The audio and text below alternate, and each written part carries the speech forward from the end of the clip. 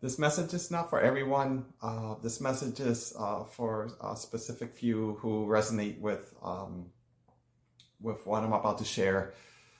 If you are one who has been much adversity and you are coming out of many situations, whether it's health, whether it's financial, monetary, whether it's relationship, whatever it may be, you name it. If you're someone who's been through a lot of the dark and you're coming up and out, and because of that, you've been doing the work. You've been more in tune to yourself. You've been eating and resonating towards your highest good, and you've been meditating, and you've been opening up your inner way of seeing that many would say your third eye. The third eye is not just simply an eye, it's your inner way of seeing. There is much studies to be done if you want to go into the pituitary gland, pineal gland axis with your brain as it connects to your lower state of being, your intestines, your kidneys, your adrenal gland system, your lymphatic system. If you want to go into the studies of that, your third eye is part of your higher ascension process. We've all have an inner way of seeing, but those who are starting to see the templates and they're starting to see different perspectives with what is going on, even if especially if you're going through something or you have been going through something, and you're starting to see your more kindred inner self starting to awaken, and you're receiving more downloads of information from your guides, your tribe, your soul family, your spirit guides, your angels, and you're starting to understand how to integrate it for your greater good, even with complete uncertainty. That is the great awakening of your inner state of consciousness that they would call your third eye. If you are someone who understands what I'm saying really well, and you are going through or have been going through a lot of adversity, I want to share something with you based on my experiences. While you may already know this from your experiences, it's good to hear it from other people, because it takes iron to sharpen iron, meaning the same alloy of the same frequency it takes to sharpen that other alloy, such as iron sharpening iron. But remember, iron can also destroy iron. So there's a fine line when you're chiseling and you're resonating with someone. So part of the chiseling and of that iron, of your sword that you walk with, there's that fine line where, as a creator of your weapon that you walk with, of your sword that you walk with, there are going to be many adversities that will test you. And there are many other alloys and elements that can actually test your weapon in the same way that you can use it to sharpen it. And that fine line is very thin, is very real. And the only way to walk that fine line is to be you yourself and to work with your higher self with complete uncertainty, as stated before. When you walk with your gifts, as you start to open up to your gifts and you are looking to maybe make it more monetary, you're trying to make it maybe part of your everyday living, and now you're starting to see more adversity coming towards you, this is the message that I'm trying to get across to you. The message is, just like yin and yang, just like good and bad, or good and evil, just like when you are looking to ascend and you are ascending, remember that there is a polarity effect of dark forces, dark entities, whether it's family, whether it's friends, whether it's cohorts. It's not so much as the palms of the people that are around you. Yes, they are the ones that will deliver you adversity when you're looking to ascend, which is part of your process of, shedding away, and with complete love and reverence, starting to walk alone with your journey.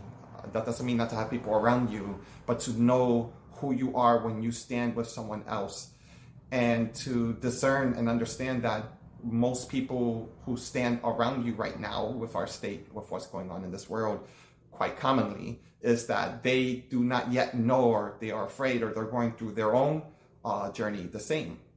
And just like any young child who's afraid, they tend to latch on to you. So again, there are intelligent, darker entities that are behind those people This is like the grand chess match between black and white, like black pieces and white pieces, yin and yang. The one I'm speaking to is the one that can see the entire game,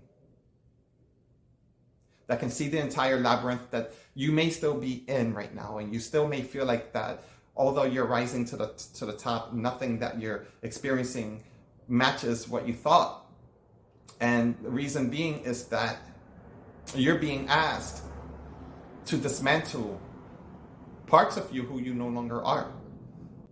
And in order to do so, and in your way, which is different than my way, is that adversity, tests will come your way naturally so, because there are many entities that be, in Chinese they call it gui, in the Tibetan medical arts and spiritual practicing arts, they go deep, such as the Book of the Dead.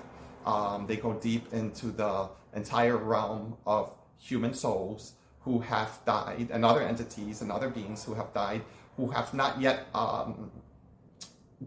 graduated past their lower mind. And it's not even to judge them, it's to understand that they are in their process too. They have not found God within themselves, or maybe they are completely detached from God consciousness. And just like anyone else, they are ascending their own way. And in order to understand your ascension process, you also have to understand the descending process the same. And this is part of the journey of being here as an earthling, here on earth, is that when you are rising, there are energies that will rise with you, but there are energies that will contrast you. Just like if the sun is burning brighter, you will cast shadows that will seemingly look even larger than the sun if you look behind you. And don't ignore those shadows. Right? You can't just discard and disconnect. You can try that, but then they're going to keep coming with you. You're going to be walking with your shadows. That's what I'm going to say. The more conscious you become, the more you start working with the labyrinth of how you see how other entities created the grand scheme of this chess game, that they want you to feed into that, because that's how they are fed with their creation of their labyrinth, and they're afraid to destroy it. Many of them are very aware of the same. They're afraid to destroy it because they know that will destroy them and destroy their entire creation. And they're afraid of dying and letting go. So one must be willing to accept adversity. And within that trial that you may be going through is to understand who or what the greater picture within that person or that situation you may be going through. Who is feeding off of that? You know what I'm talking about, because I'm speaking to a very particular person. And you know exactly what I mean, so I'm not going to go in depth with that. Your heart knows what I'm talking about. It's because it's very real to your way of seeing, and you know exactly what I am speaking of. In order to no longer feed those higher entities, you must be able to accept that within your journey of ascension, unconsciously, subconsciously, you were feeding them. I was feeding them. So part of accepting that you are that much of a powerful force of the creator energy within you as you create, in order to make 3D physical, beautiful, a beautiful life that you may want to create, your home, maybe a family, maybe your complete independence, and you're looking to just now walk and work alone, in whichever way that entails. Then when you're creating that carpentry, when you're putting in the work now, in the physical work, because now you're understanding your gifts and now you're putting it into pasture. Understand that there are elements that you cannot control that will look to dismantle, because when you are working with your highest good and your gifts from within, and they are pure at heart, you have to understand that you, to those dark forces, represent chaos. In the same way that you have experienced chaos with things that you couldn't control. I would say that you were seeking to master the art of standing still and being at the center of the storm of what you cannot control, which is utter chaos.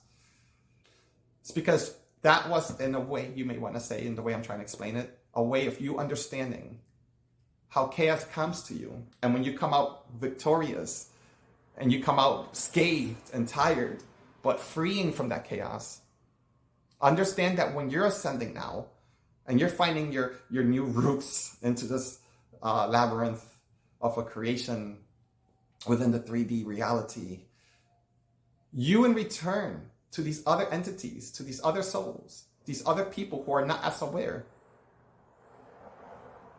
you are reflecting back at them what they fail or are not yet capable of seeing within themselves in their process, in the way that you were able to see it. And that's why it became amplified times 12, times 10, times 7. It's because you saw it and you decided this time around not to ignore it. You decided this time around to sit with your emotions, your pain, your agony, whatever it may be that you were going through and are possibly still going through. You sat with it with complete love, reverence, again, uncertainty, many more questions. But remember, soul, that is how your iron chiseled in such a way that you are not just iron. You're not just one element. And now you can put down that sword, whether it may be broken or really sharp, or maybe really dull and scathed because you've been in many wars. And now you could put that and lay that down in front of you in the soil of Mother Earth. And remember that that was your journey. That was your scar. That was your memory. But even that, you're really willing, ready, and able to shed. Not to forget, but to not even allow that your wars of many lives that you could feel and experience in this life, even that too cannot hold you down, because you are a free sovereign being. You are a light being. You know, many of you maybe call yourself light workers, grid workers, whatnot, earth angels. Maybe you don't even require the name. It doesn't matter if you have a name or not, or a label. It's to accept your ability to respond to your gifts. The reverse would be responsibility, but in the higher realm. Because maybe it's your responsibility or your ability to respond to no longer feed the mouths or the hearts with those that need you, that require your help, because you've helped them so many times. And with love, you will continue to do so unconditionally. But now you must grow. Now you must ascend. And there might be some of you that may be understanding what I'm saying, but you may be saying that, well, but I have kids, I have grandkids. I mean, I have a spouse. I have these bills. I just bought this house, you know, or I want to buy this house. While there is nothing wrong with that, just bear in mind, not everything that you're creating and you're working with has your best interest at heart. And now that I'm speaking to specific people, a set of people, now that you have transcended judgment every day, like washing your hands every day because it's a process, you no longer judge the person who needs you in such a way. But the shadow of that is that that person has to be willing and able to now be working within their ascension process in their way. And if you don't somehow shed and no longer feed them, because your heart and your body, your bones, your arthritis, your autoimmune related issues, they're all screaming at you. That's the reason why you probably have all of this pathology. Feeling tired all the time. Waking up, maybe not wanting to wake up in the morning, but loving the sleep, loving the night, loving when you're meditating, but dreading maybe to go home or to go to work. It's because it's not you. It's because you represent the light, because you work within the things that bring you pure joy. And those who are not ready or able to require you. They're afraid to let you go. They're afraid for you, you to ascend in your way, because in their minds and in their real reality, that will represent as complete, utter chaos to their belief system, their morality of how they see you within their chess, within their game system, within their way of seeing. You can't control that, just like you couldn't control the chaos. Huh? So, if not for a blip, you have to accept that in the minds of many, many beings that may love you so much,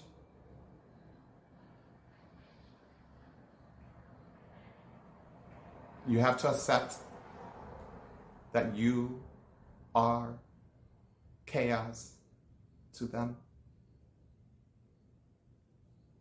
It's not you. It's their reality. Their war. Shaking up. And the reason you are where you're at today is because you were them. And by truly transcending judgment of them, you must now start to transcend your sense of judgment. By letting go. Letting that even divinity within them is working. And you can't control that. How are you controlling it? By feeding their labyrinth. Your shadow is feeding them.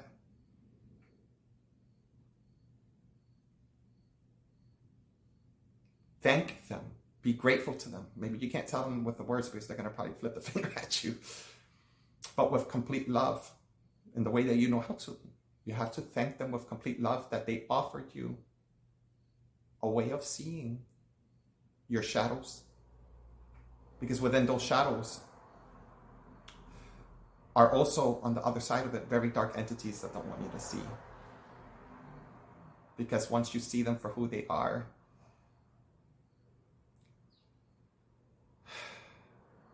you have no choice but to even love them, feel sorry for them, and to say to yourself, I cannot feed you anymore, and you need to return to your source. Because if that gwei, those entities, those demons,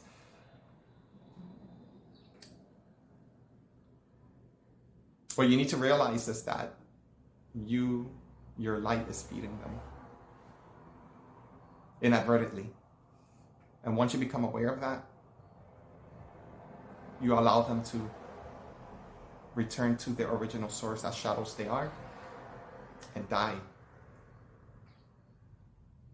Because you know what death really means. You've died so many times. It brings so much pain,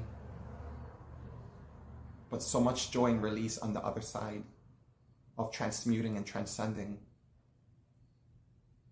the illusion of just physical death. And you have to allow them to live their life by you living yours. And I hope that makes sense. It's the message that has been coming to me to share. And